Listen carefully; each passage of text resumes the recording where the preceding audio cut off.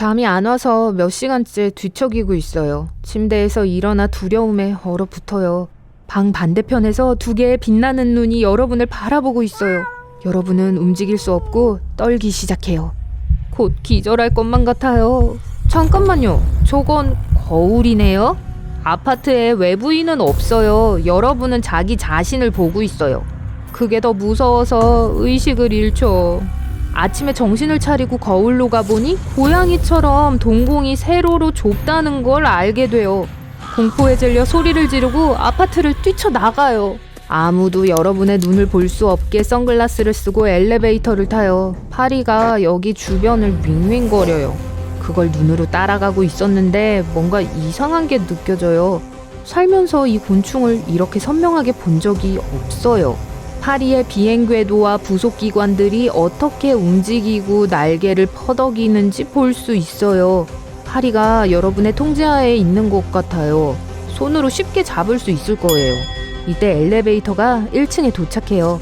병원에 가서 선글라스를 벗고 의사에게 무슨 일인지 설명해달라고 빌어요. 의사가 깜짝 놀라요. 빨리요 선생님, 호들갑스럽게 그러지 마세요.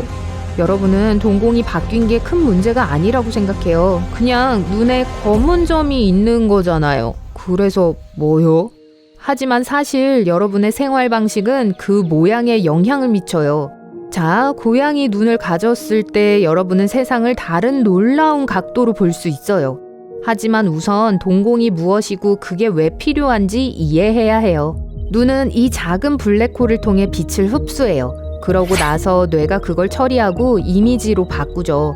검은색인 건 빛을 흡수하기에 가장 좋은 색이기 때문이에요. 밖이 밝고 세상을 볼 수 있는 충분한 빛이 있을 때 동공은 좁아져요. 어둠 속에서 동공은 확장해요. 동공은 여러분이 더 잘 볼 수 있도록 하기 위해 모든 빛의 입자를 탐욕스럽게 흡수해요. 그리고 고양이와 사람의 동공의 첫 번째 차이점은 모양이 아니라 확장 능력에 있어요. 동공이 확장되면 우리의 동공은 좁았던 형태보다 15배 더 커져요. 하지만 고양이의 경우 이 차이는 130배예요. 큰 동공은 이 동물들이 어둠 속에서 훨씬 더 잘 볼 수 있게 해줘요. 불이 꺼진 방에 있는 이 반려동물을 보세요. 빛나는 눈 보이나요? 이건 고양이의 동공이 흡수할 수 있었던 모든 빛이에요. 동공의 모양은 살아있는 생명체가 이끄는 생활 방식에 따라 달라져요. 예를 들어 동공이 수평인 염소를 살펴봅시다. 이 직사각형 덕분에 이 동물들은 세상을 파노라마로 봐요. 위험을 감지하기 위해선 필수죠. 염소의 눈에 있는 이미지가 넓을수록 풀 사이에 숨어있는 늑대를 발견하기 쉬워요. 심지어 염소가 먹기 위해 머리를 숙일 때도 눈은 여전히 앞을 보고 있어요. 눈알은 지평선에 초점을 맞추기 위해 돌고 있죠. 또 염소가 뛸 때 가로로 된 파노라마 이미지는 염소가 가는 길에 있는 모든 장애물을 더 잘 볼 수 있게 해줘요. 고양이는 야생에서 살아남기 위해서 사냥을 해야 해요. 염소와 달리 주변을 스캔하지 않고 하나의 특정한 표적에 집중합니다. 좁은 세로 동공이 그걸 도와요. 뇌는 들어오는 빛을 얇고 더 집중된 이미지로 바꿔요.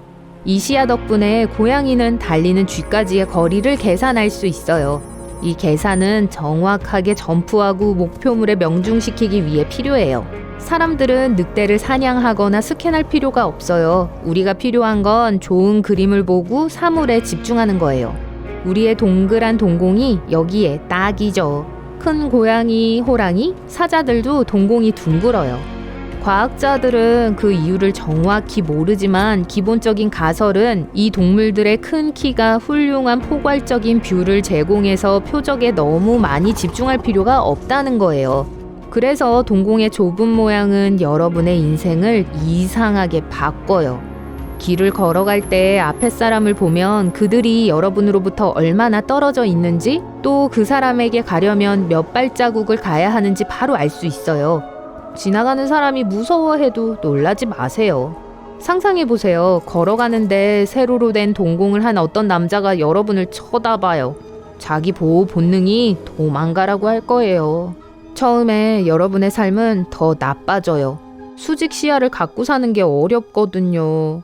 어떤 물체가 얼마나 멀리 떨어져 있는지 아는 건 꽤 성가셔요. 사람들의 얼굴을 볼 때 핸드폰의 카메라처럼 인물 사진 모드로 그들을 볼 수 있어요. 그리고 가끔 대화를 하는 동안 여러분의 눈은 그들 얼굴의 일부분에 초점을 맞출 수도 있어요. 상상해보세요. 상대방의 코는 분명히 보이는데 나머지 얼굴이 흐릿한걸요. 그냥 인물 모드에서 말하는 입 같을 수 있어요. 하지만 가장 흥미로운 건 그들의 눈이에요. 여러분은 그들의 눈을 보면 그 사람을 더 잘 이해할 수 있어요. 거짓말을 하는지 화났거나 슬퍼할 때를 알 수 있어요. 여러분의 눈은 강력한 거짓말 탐지기 같아요. 어느 날 친구의 농장을 방문해요. 야생의 고양이처럼 느끼고 싶어서 여러분은 양떼와 함께 목장 옆에 있는 키 큰 풀밭에 숨었어요. 여러분은 이들을 쳐다보고 있는 근육이 긴장되는 게 느껴져요. 어떤 자연적인 본능이 여러분 안에서 깨어나고 있어요. 여러분은 양이 얼마나 멀리 있고 한 마리를 잡는데 얼마나 많은 노력이 필요한지를 알아요. 뛸 준비가 되었어요. 양은 누군가가 자신들을 스캔하고 있다는 걸 느낀 것 같아요. 그들의 본능이 양을 불안하게 만들어요. 너 괜찮아? 너 좀 이상한데? 옆에 서 있던 친구가 말하네요. 여러분은 정신을 차리고 집으로 되돌아가요. 농장 근처에 호수가 있어요. 그곳에 가서 물속으로 잠수해요. 보통의 동공으로는 모든 게 흐릿할 거예요. 지금의 더 예리한 초점으로 멀리서 헤엄치는 물고기와 모래바닥의 디테일을 볼 수 있어요. 호수에서 나와 석기 시대를 살았다면 좁은 동공이 엄청난 초능력이 됐을 거라는 사실을 깨닫게 되죠. 밤낮으로 생산적으로 사냥하고 부족의 지도자가 되었을 거예요. 하지만 현대 세계에서 그런 눈은 장점은 적고 문제점을 많이 가져올 거예요. 가끔 길거리에 있는 전봇대를 알아차리지 못하고 부딪힐 수 있어요. 또 지금 운전하기가 겁나요. 작은 것에 집중하느라 정신이 너무 팔렸죠. 모든 표지판과 차들이 있는 도로의 전체 모습을 한 번에 볼 수 있어야 해요. 스크린이 항상 너무 넓어서 극장에서 제일 먼 좌석을 사요. 중간에 앉아서 영화를 보려면 한쪽 끝에서 다른 쪽 끝으로 시선을 옮겨야 해요. 여러분은 이런 삶에 지쳤어요.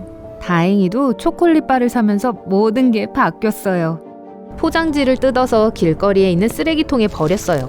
그렇게 하면서 여러분의 뇌는 쓰레기통에 초점을 맞춘 동공으로부터 신호를 수신해요. 순식간에 여러분은 그 거리, 각도, 깊이를 느꼈어요. 그러곤 목표물을 맞출 수 있게 근육이 자동적으로 긴장되었죠. 그리고 포장지가 쓰레기통 안으로 완벽하게 날아갔어요. 하지만 포장지와 쓰레기통이 아니라 다른 거였다면? 라고 생각을 하죠. 이제 여러분은 손에 농구공을 들고 스포츠 경기장에 서 있어요. 아무런 준비와 훈련 없이 먼 거리에서 점수를 계속해서 내고 있어요. 여러분은 팀에 합류해 3점 슛 개수에 대한 기록을 세워요. 그리고 다트 게임을 하려 해요. 목표물을 쉽게 맞출 수 있기 때문에 여러 지역 선수권 대회에서 우승했어요. 디테일에 집중하는데 너무 익숙해져서 큰 세상을 잊어버렸어요. 그러다 어느 날 밤 들판에서 산책하기로 해요.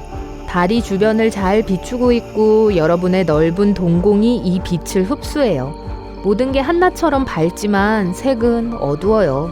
풀밭에 누워 새로운 인생에서 처음으로 별이 빛나는 하늘을 봐요. 이거 굉장하네요. 수백만 개의 다른 밝기의 별들, 지나가는 혜성의 꼬리, 심지어 성운의 윤곽까지 보여요. 이 모든 아름다움이 여러분의 큰 눈에 비쳐요. 이것에 매료되었죠. 첫 해가 뜰 때까지 풀밭에서 몇 시간을 보내요. 그래, 고양이 동공으로 사는 삶이 그리 나쁘진 않네 라고 생각하며 들판을 떠나요.